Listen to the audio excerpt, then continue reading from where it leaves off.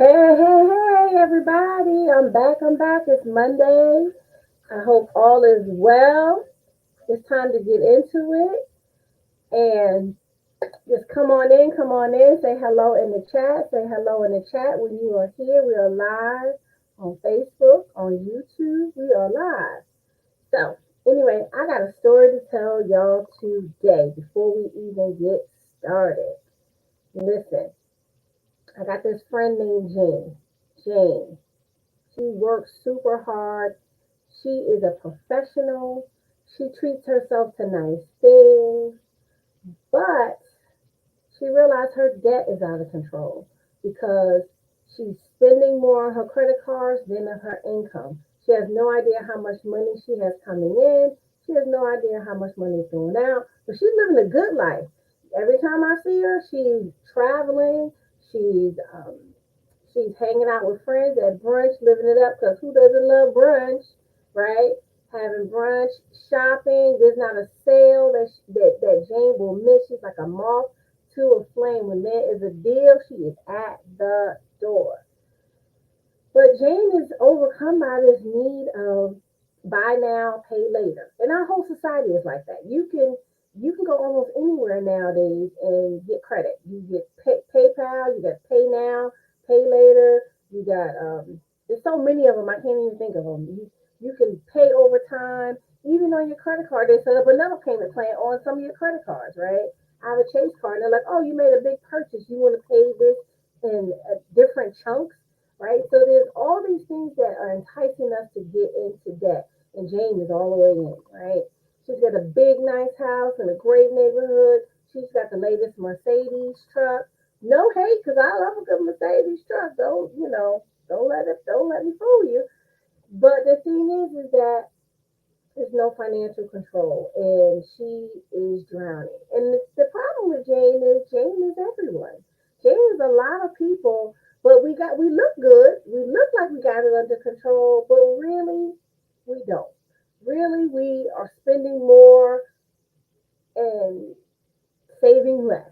We're spending more, spending more. No, by the way, Jane wasn't lucky enough to get student loan forgiveness. She didn't get any of that. She didn't get the Uncle Joe $20,000 plan. She didn't get the public student loan forgiveness plan. She didn't get anything. So she still got her six figures in student loans, plus credit cards, plus house note, plus car note, plus the kids have gone to college. Now she's got Parent Plus loans. And this is a typical story of a lot of our women and a lot of the women that I work with. And Jane also has zero emergency fund. And so what that means is every time there's an emergency, she's got to use her credit card. And so that's where we are. And we just came into January and it was the holidays. And what does Jane typically do in the holidays? She makes sure everybody's happy and spends and buys and does everything to make everyone happy. And there we are. So today we are going to talk about why is my debt doubling. And this is so simple, right? It's so simple. You're going to be like, what? Why didn't I know that? Why is Jane's debt doubling? Now, before we get into it, y'all know I like to give you a money affirmation for the week. I like to share this with you, something you can say to yourself, something you can get up in the morning to help you with your mindset around your money. And this week's money manifestation is I feel a deep sense of gratitude for the opportunities that flow into my financial journey. I feel a deep sense of gratitude for the opportunities that flow into my financial journey. And that's just learning to be thankful where we are, right? So, why is my debt doubling? I'm going to tell you why your debt is doubling. You ready? Your debt is doubling because of something as simple as the rule of 72. Now, what is the rule of 72? You're probably thinking. The rule of 72 is a formula that's used originally by the Social Security Administration, by the Census Bureau to determine how long it will take the population to double. And essentially, you just take the number 72 and you divide it by whatever the interest rate is that you have. And that's going to tell you how long it's going to take your debt to double. So, most of us, you probably heard about it with savings at 1%, 2%, 3%. But if your debt is if your credit card bill is 20%, 29%, and I'm not saying numbers that are unheard of, you can look at your credit card statement. Now, here's the trick: you can find the interest rate on your credit card, but you have to dig on that statement that you went paperless on. Go click on it, open up one of the PDF files for your credit card, then scroll all the way to the bottom of the report, and there's a little box on the back page, and a little fine print that says your interest rate is 35.7%. That's where your interest rate is. Now, they have some different stuff at the beginning where they now tell you, oh, if you make this minimum payment, this is how long it'll take you to pay it off. But if you make this payment, it'll take this amount of time to pay it off. But that was a change that came about during the Obama administration because people didn't have any idea how long it was going to take them to pay off their debt. So now they just hid the interest rate. They just tell you how long it's going to take you to pay it off. You've heard pay a certain amount, but the interest rate nobody is looking at. I get people who call me and say, Saran, when are the mortgage rates going down? When are the car loan rates going down? But nobody's asking when the credit card rates are going down. And you keep getting credit cards and you keep using the credit card and paying 30% for lunch on top of your lunch. I mean, I'm not hating, I'm just saying. I know I've told y'all many times before, I do my best not to use my credit card for food, fashion, and fun. Because food I already ate, and it's already processed through my body. Why I want to pay 30% interest on it? Fashion clothes I wore once, twice, two times, whatever it is.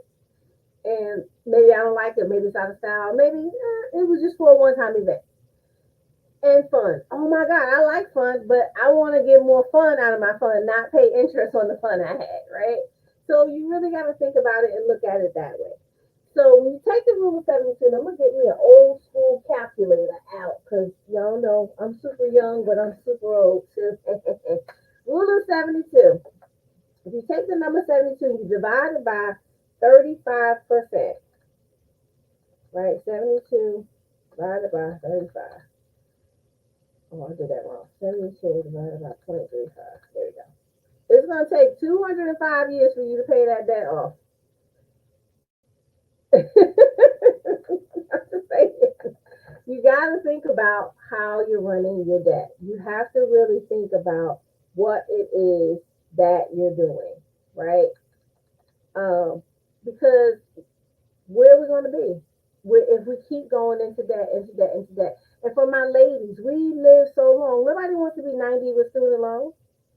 You 90 years old chilling at the resort with your fellow older people, and everybody in there still got student loan debt. It wasn't set up for us to win, so we got to be aggressive about paying down these bills, thinking about how we're using the money, thinking about, is this credit worthy? Is it worth me going into debt and paying this off over time, right?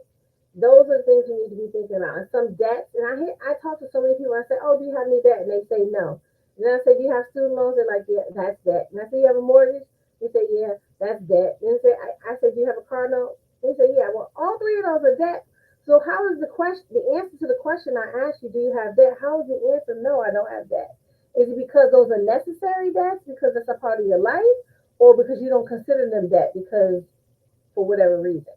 But they are still debt, and they are bills that still need to be paid, whether you're working, not working, injured, sick, whatever. They are bills. So we got to start doing some different things on why my debt is doubling. So let's think about some strategies on, how to reduce it. So first, let's look at our impulse shopping. Instead of shopping every time we see a sale, because we get an email, text message, a flash across our whatever we're watching on the internet, there's always a commercial, right? So maybe plan out your shopping. Plan out, okay, well, you know what? Every 2 months, I am going to go shopping for clothes or knickknacks or what have you, right? Not overspending during the holidays. We used to have a thing called the Christmas Club, where we saved up money throughout the year that was just for Christmas. And so planning that way, especially if you have young ones and you want to make sure that they have a beautiful Christmas and you want to make sure that there's no expense spared, but have a plan for that, right? Put that into your budget. Remember that dirty word we talked about so many times? Put that into your budget.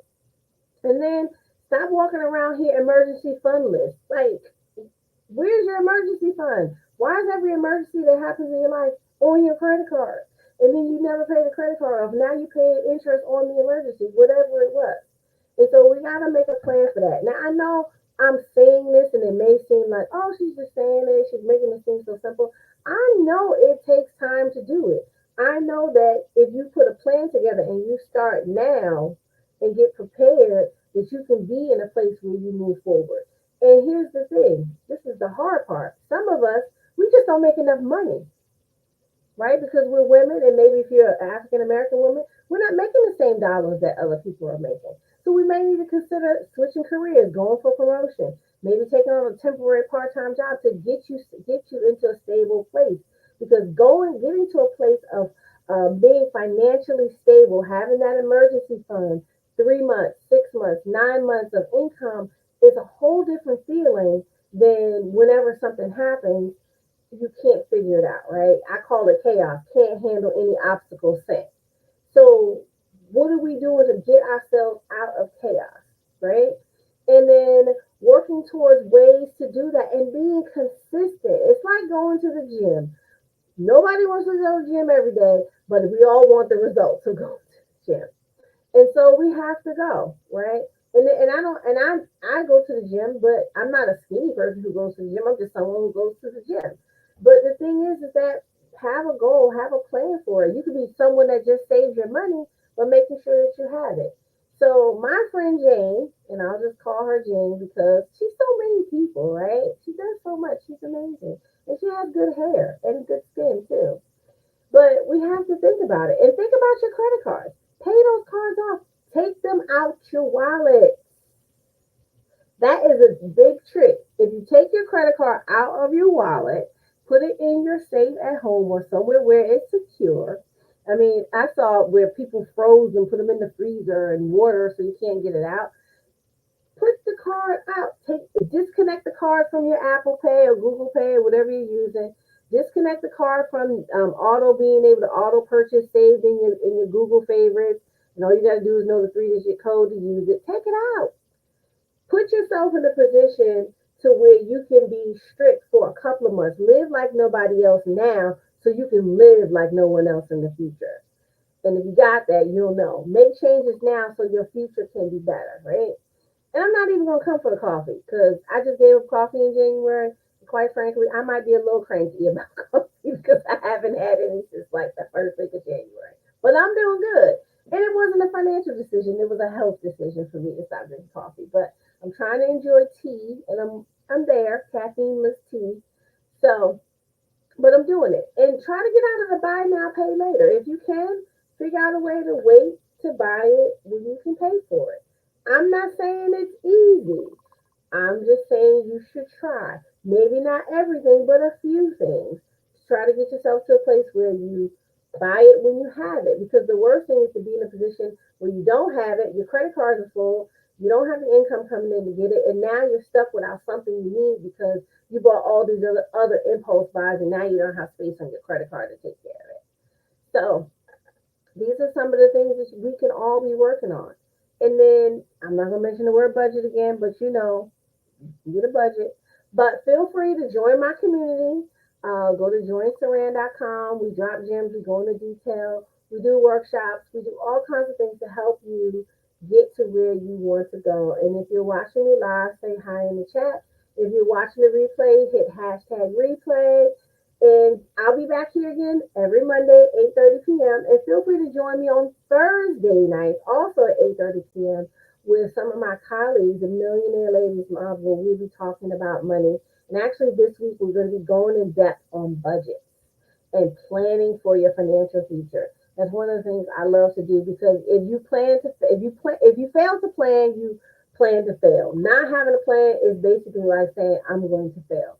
And so we have to start thinking about our money that way.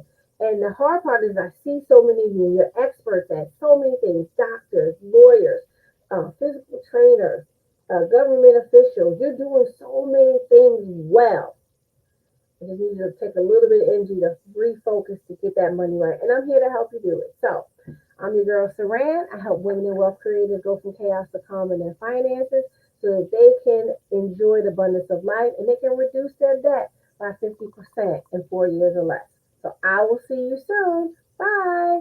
Hey, I see you saying hi. I'm out.